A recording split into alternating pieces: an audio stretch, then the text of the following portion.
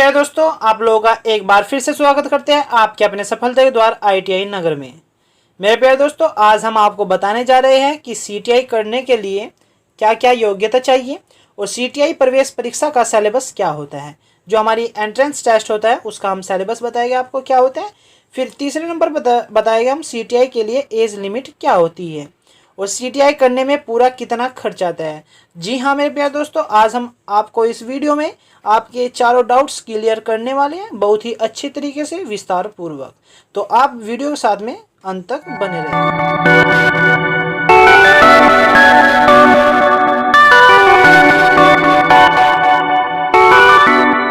आइए सबसे पहले देख लेते हैं एलिजिबिलिटी क्या होती है CTI करने के लिए। यानी CTI करने के लिए हमें क्वालिफिकेशन हमारी क्या क्या होनी चाहिए। ये सबसे पहले कहा है कि SCVT and COE candidate are not eligible. देखिए SCVT वो होता है हमारा क्या होता है, state council of vocational training से जो ITI करके आते हैं, यानी जो स्टेट लेवल से ITI कर आते हैं उसके लिए CTI करने का मौका नहीं है। यहाँ पे केवल बोला है इन्होंने कि ITI NCVT से होना चाहिए या डिप्लोमा होना चाहिए या BTech होना चाहिए, उनके लिए ये एलिजिबल है CTI करने के लिए। जी हाँ मेरे प्यारे दोस्तों, ITI NCVT से होना चाहिए या फिर हमारा डिप्लोमा होना चाहिए या फिर हमारा BTech होना चाहिए। इन तीनों के लिए यहाँ पर अप्लाई कर सकते हैं CTI के लिए, लेकिन जो SCVT से ITI किए हुए हैं वो एलिजिबल नहीं है। ठीक है मेरे प्यारे दोस्तों। अब नेक्स्ट क्वेश्चन है हमारा कि हमारी जो एज लिमिट है वो क्या है। एज लिमिट यहाँ पर कोई नहीं है, नो अपर एज लिमिट। क्या थी, यानी एज लिमिट कुछ भी नहीं है, एज हमारी कुछ भी हो सकती है तो हम CTI कर सकते हैं। तीसरे नंबर पर आता है हमारा एंट्रेंस एग्जामिनेशन फ़ी, यानी जब हम प्रवेश परीक्षा करते हैं, जब हम फॉर्म भरते हैं तो उसके लिए हमारी फ़ीस कितनी होती है बता देता हूं मैं आपको। जनरल और OBC के लिए 500 रुपये होते हैं और SC ST PH और EWS या वुमेन कैंडिडेट के लिए होती है 300 रुपया। ठीक है, कितनी होती है, जनरल के लिए 500 रुपये और SC ST फिजिकल हैंडीकैप्ड और EWS वुमेन कैंडिडेट के लिए होती है 300 रुपये। मेरे प्यारे दोस्तों, आपको मुझे उम्मीद है आपको समझ में आ रहा होगा। आगे बढ़ते हैं। आगे देखिए IECET एग्जामिनेशन पैटर्न क्या होता है, यानी हमारा एंट्रेंस एग्जाम के लिए सिलेबस क्या होता है वो हम देख लेते हैं।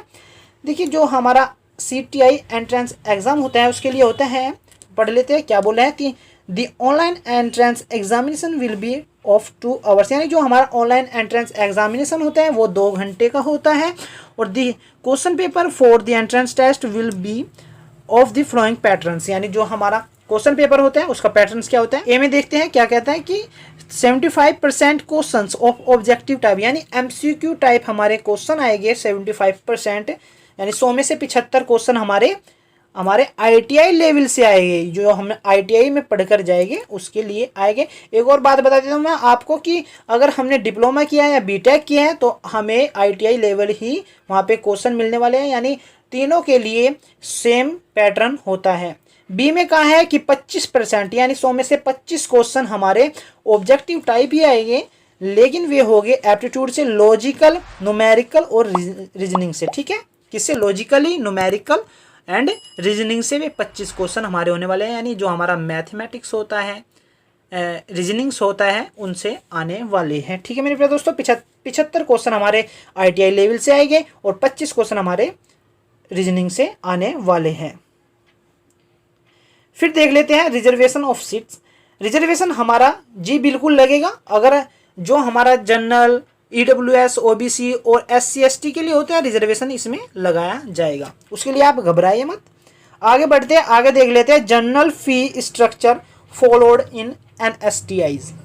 अब हम NSTIs के लिए फीस देख लेते हैं। NSTI की देखिए जो ये हमारा फी स्ट्रक्चर है ये केवल NSTI के लिए ही है, ना कि ITOT के लिए है। ITOT हमारा स्टेट गवर्नमेंट के अंडर आता है और प्राइवेट होता है और इसके लिए वो उनकी अलग अलग फीस हो सकती है। यहाँ पर STI के लिए ही, NSTI के लिए ही निर्धारित की गई है, उसके लिए हम आपको बता रहे हैं। ये सबसे पहले होती है हमारी एडमिशन फ़ी। एडमिशन फ़ी जनरल और OBC के लिए होती है 100 रुपया और ST SC PH और EWS के लिए होती है 25 रुपया। ठीक है, और फिर होती है रजिस्ट्रेशन फ़ी 50 रुपया और SC के लिए होती है नील, यानी कोई भी फीस नहीं होती। और कोटेशन डिपॉजिट यानी जो रिफंडेबल होती है, यानी इसे हम मान सकते हैं एक सिक्योरिटी के तौर पर ली जाती है, वो ली जाती है 250 रुपया, यानी ये हमारे वापस हो जाएंगे बाद में CTI करने के बाद में। और SC ST के लिए भी 250 होती है।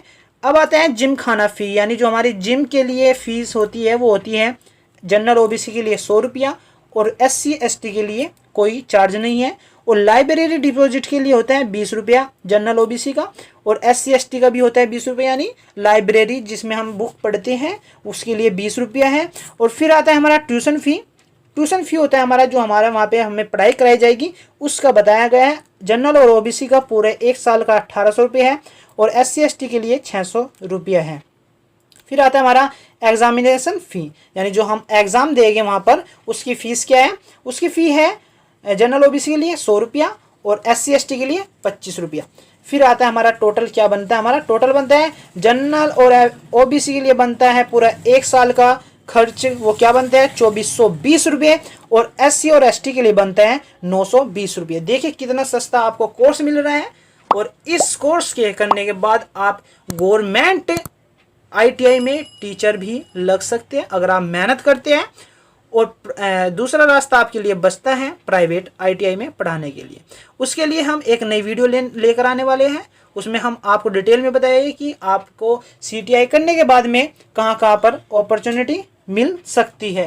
ठीक है मेरे प्यारे दोस्तों, और ये जो यहाँ पे दिया है ये इसमें ये बताया गया है जो ITI OT की फीस होती है वो प्राइवेट कॉलेज स्वयं निर्धारित करता है, वो कितनी हो सकती है, वो 6 से 7 हज़ार तक हो जाती है। मेरे प्यारे दोस्तों, मुझे उम्मीद है आपको हमारे द्वारा दी गई जानकारी पसंद आई होगी। अगर पसंद आई है तो वीडियो को लाइक करें और अपने दोस्तों तक ये खबर पहुँचाने के लिए वीडियो को शेयर करें।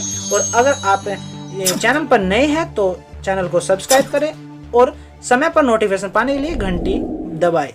मिलते हैं एक अच्छा सा टॉपिक लेकर नेक्स्ट वीडियो में।